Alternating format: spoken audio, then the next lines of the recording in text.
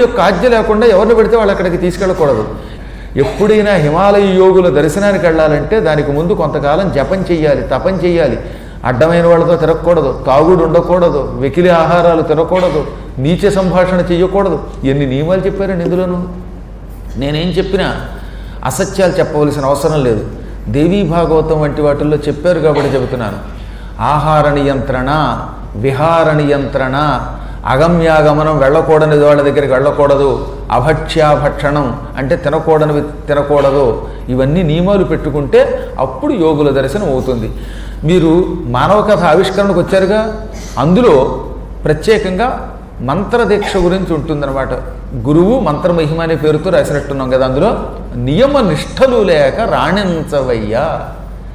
ఆ కథలు కొంచెం శ్రద్ధగా చదవండి, పద్యము చదవండి, ప్రతిపదార్థం చదవండి, తాత్పర్యం చదవండి. ఒక్కసారి మొత్తం తాత్పర్యం చదువుకోండి, 1-2 సార్లు చదవండి.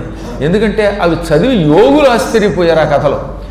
సాధకుడు ఎలా ఉండాలి, ఒక మంత్రం పుచ్చుకొని గురువు దగ్గర దానిని ఎలా సాధన చేయాలి, అప్పుడు ఏ నిష్టలు పాటించాలి, ఆ సమయంలో గురువు ఎలా గుర్తుకు రావాలి, అవన్నీ చేసిన వాడు ఏ స్థాయి కడతాడనేది అందులో మంత్రమహిమ అనే కథలో ఉంటుంది. అందువల్ల ఈ మహాత్ములు